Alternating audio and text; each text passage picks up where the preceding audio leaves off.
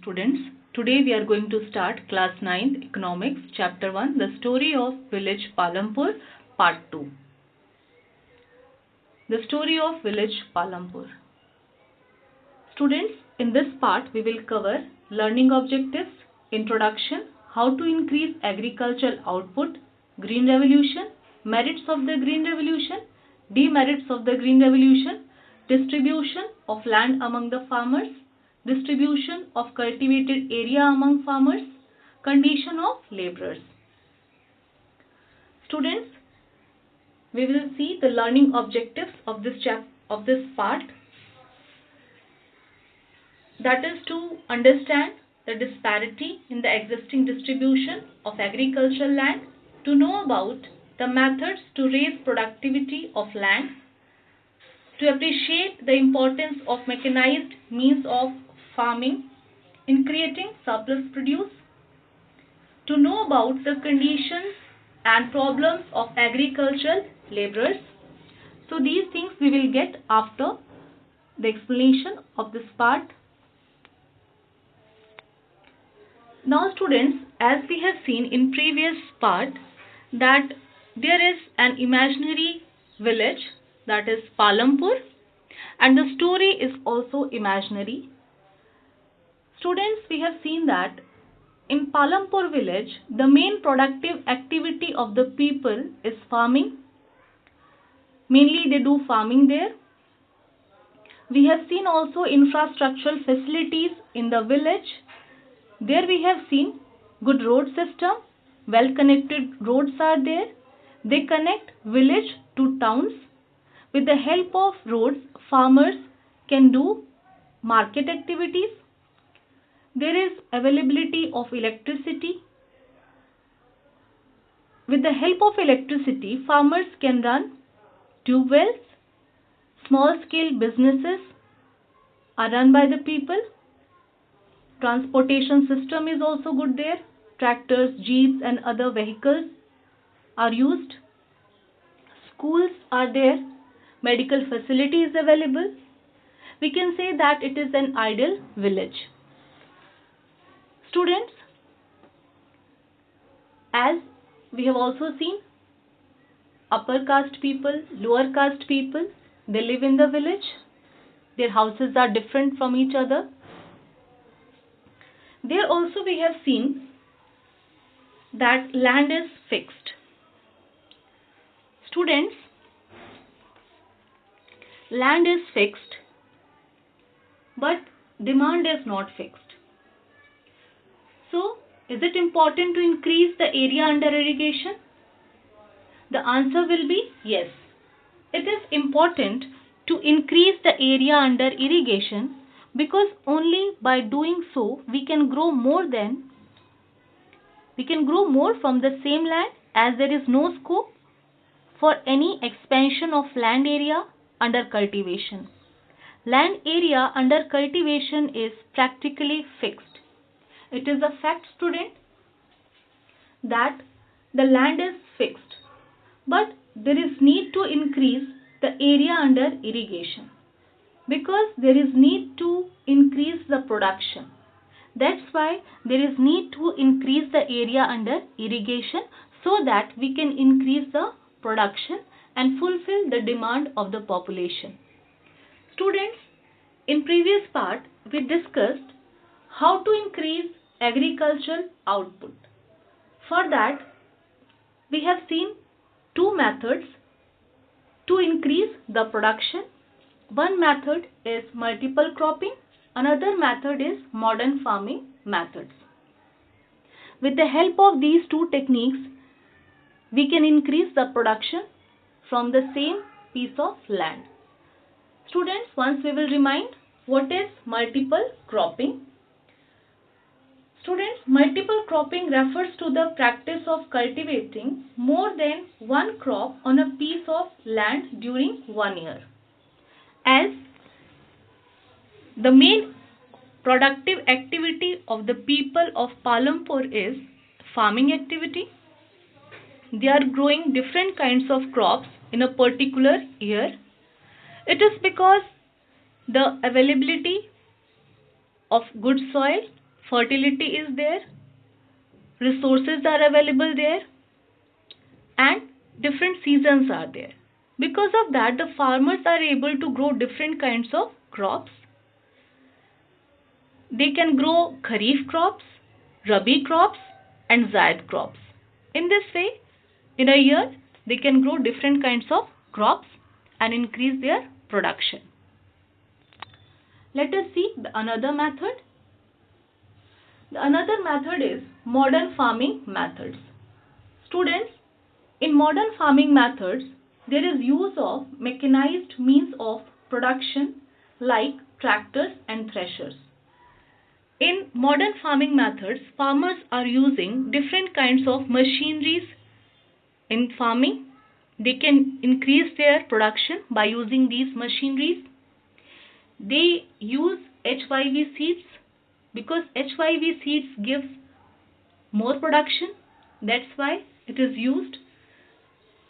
In the comparison of traditional seeds, HYV seeds give more production.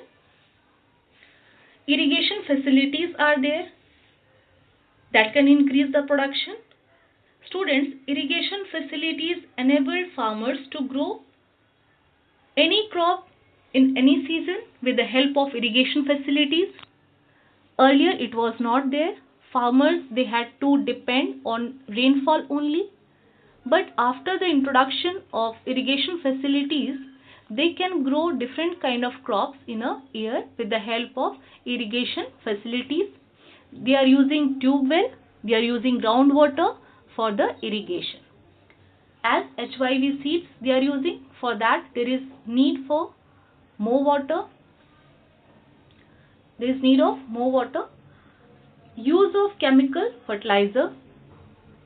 As in farming there is use of fertilizers, especially in modern farming methods, different fertilizers are used to increase the fertility of the soil. So farmers, by using fertilizers, they are increasing their production. Students, let us see Green Revolution. Here some pictures are given to make you clear that different machineries are used in modern farming methods. Pesticides, irrigation facilities are used in Green Revolution. Let us see what is Green Revolution. Students, Green Revolution was introduced in India in late 1960s. It introduced the Indian farmers to the high yielding variety seeds of rice and wheat. In this, those are farmers, they started using HYV seeds. These seeds produce higher amounts of grain on a single plant as compared to the traditional seeds, as it is giving more production. As a result, same piece of land now produce larger quantity of food grains. However, these seeds need high amount of fertilizers as it gives more production. That's why it needs more care, more fertilizers, more pesticides. Farmers of Punjab, Haryana and Western Uttar Pradesh were the first one to adopt HYV seeds in India. Now students, these three states firstly adopted HYV seeds, or we can say Green Revolution was introduced firstly in these states because agriculture is taking place in these states mostly. Good fertility is also there. So in this way we have seen Green Revolution was introduced in these states. At that time, our Prime Minister was Mrs. Indira Gandhi. She introduced stamps. She released the stamps to promote Green Revolution. So students, here we have seen that in our country Green Revolution was introduced. It made our country self-sufficient in food grains. Earlier, we had to depend on other countries. but now we are self-sufficient in food grains. So students, we have seen that Green Revolution increased our food production. Let us discuss some merits of the Green Revolution. Green Revolution introduced a number of modern farming methods in India. It introduced high yielding variety seeds, higher yield due to the use of HYV seeds. Now, high yielding variety seeds are used in modern farming methods that increased the production of the farmer. Machines like harvesters, tractors, and threshers have made plugging and harvesting faster and easier. As we discussed that farming became easier in less time. With the help of machineries, farmers easily can do farming and increase their production. High yield enabled farmers to sell the surplus food in the market and earn more. So in this way, when farmers are able to increase production, they can increase their income also. Surplus production they sell in the market and get the profit. Pesticides and insecticides are able to protect the crops from pests and insects. Students, pest D is used, just correct it. Here pesticides and insecticides are able to protect the crops from pests and insects. Pests and insects are,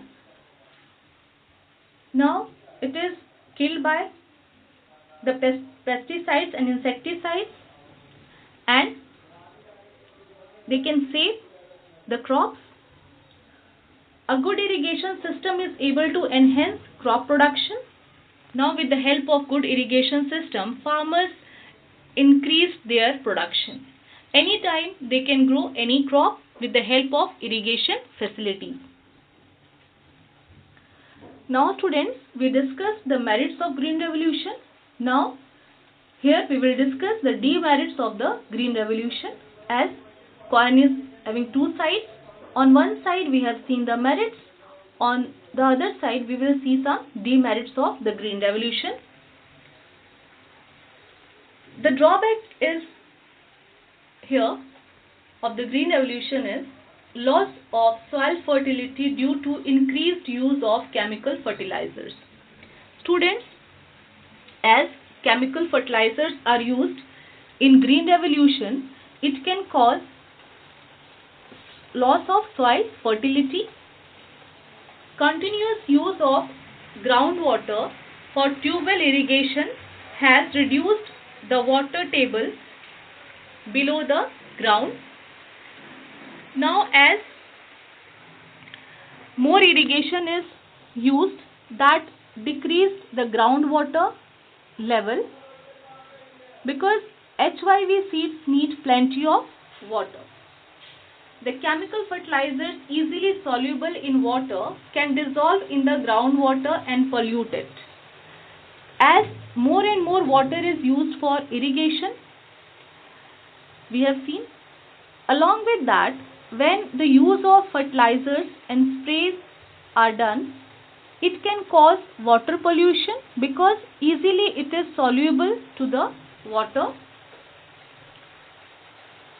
Now chemical fertilizers can kill bacteria and other microorganisms, which is helpful for the soil. Now chemical fertilizers and pesticides can kill the bacteria and microorganisms helpful for the soil. So it is a drawback.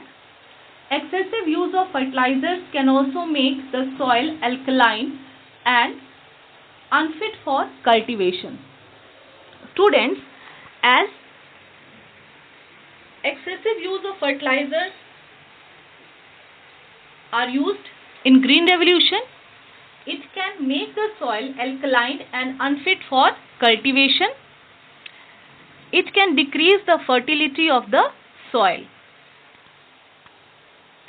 So these are some drawbacks of the Green Revolution. Now we will see the distribution of land among The farmers of Palampur. Students, about 450 families live in the village Palampur. They belong to different classes and castes. About 1/3 of the population belongs to lower castes, scheduled castes and Dalits. The upper caste people own major portion of the land in the village. They live in good spacious houses made up of brick, stone, mortar and cement. The lower caste people live in a corner near the border of the village. Their houses are made up of wood, mud and straw. They have kacha houses. Students, let us see the distribution of land among 450 families of Palampur. Students, land is very important for the farmers, but all the farmers do not have adequate land for farming. About 1/3 of the population of farmers, that is 150 families, go without any land for cultivation.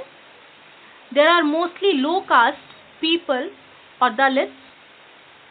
Out of 300 families who own land for cultivation, about 240 families have plots of land of small size, that is less than 2 hectares. There are 60 families of medium and big farmers who cultivate more than 2 hectares of land. A few big farmers own land more than 10 hectares. With the help of this graph, we can understand that 150 families were landless, 240 small landholders, 60 medium and large landholders. Now students, distribution of cultivated area among the farmers of Palampur. Now here one picture is given, that is to make you clear that there are some big plots and some small plots. Now with the help of one case study, it will be clear to you. A person is, his name is Mahesh. He had a farm of about 1.5 hectares. He had 3 sons. They worked together very hard to make both ends meet. Even then, they were not comfortable. Mahesh made some extra efforts to feed his family. He had a few livestock such as cows, buffaloes, bulls, few hens and chicks. He sold milk in the cooperative store located in the nearby town. But when Mahesh expired, that land was divided among his 3 sons and each got 0.5 hectare. They could not make both ends meet even after making use of modern methods of farming. They had to look for additional work. The size of the plot thus went on diminishing and became very uneconomical for cultivation. In this way, students, it is clear to us that when land is handed over generation after generation, the size of the land becomes very small. It is very difficult for the farmers to grow food crops on that land and fulfill the requirement of their family. One graph is also given here, that is to make you clear. There are 20% medium and large farmers and 80% small farmers. Small farmers are having only 36% of the cultivated area, whereas medium and large farmers are having 64% of the cultivated area. Small farmers have land less than 2 hectares, whereas medium and large farmers have land more than 2 hectares. So it is clear that small farmers are having small size of land, they are having less land, and big farmers are having more land. So, why distribution of cultivated land is unequal in Palampur? Students, let us discuss. The distribution of cultivated land is unequal in Palampur because large number of small plots are cultivated by small farmers, but they are not having ownership on those lands. More than half the area of the village is covered by big plots. Same is the condition of other villages in India. People still depend on agriculture. Land is also a status symbol to an average Indian household. Now, to have a big size of land, it is a social status for the people. Students, we discussed that a large number of small plots are cultivated by small farmers and more than half of the area of the village is covered by big plots. It means that large number of small plots are mainly cultivated by the small farmers and big plots are cultivated by the big farmers. So, in this way, we have seen that the unequal distribution of land in Palampur village. Students, let us see who will provide the labor. Students, farming is an labor intensive work. Labor is an essential factor of production. Farming and cultivation involve a lot of hard work. Marginal farmers and small farmers cultivate their own field with the help of their family members. As we have seen in villages, the family members are doing work in farming. In that, women, children, all are engaged in farming. They meet their labor requirement from their own family members. Medium and big or large farmers have to hire laborers to work on their field from their own village or from the neighboring villages. They hire the laborers to do work on their farms. These laborers come from those families who have no land of their own or who have very small plots of land. As we have seen, those they are landless, they have to do work on others' land, and those they are having small size of land, they also have to do work on others' land, that is to meet their expenses.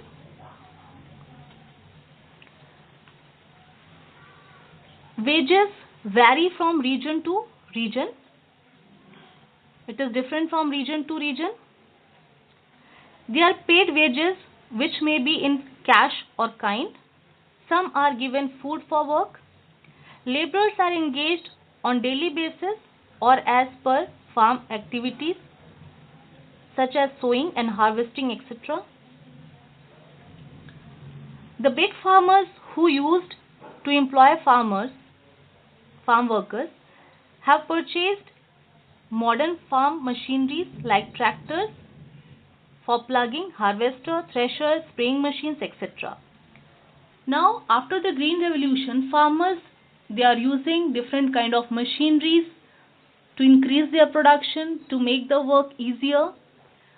But on the other side, it creates problem for the farm workers. They are not getting work. The demand of laborers in the village has come down and they are facing an acute situation which is compelling them for migration from the villages in search of jobs to earn their living. As because of machineries they become unemployed, forcefully they have to go in towns to get job. So their condition is very critical. They have to search jobs. So this is the condition of farm workers in the village. Now students, after the explanation, test your progress. Here some questions are given. and you try to give the answer of these questions. These are: modern farming methods require the farmers to start with more cash than before. Why? What is the difference between multiple cropping and modern farming methods? Will the land sustain the modern methods of farming? Why distribution of cultivated land is unequal in Palampur? What kind of labor is found in Palampur? So, these are the questions. I hope you understood and you will be able to answer these questions. So, students, this is today's part of the chapter, the story of village Palampur.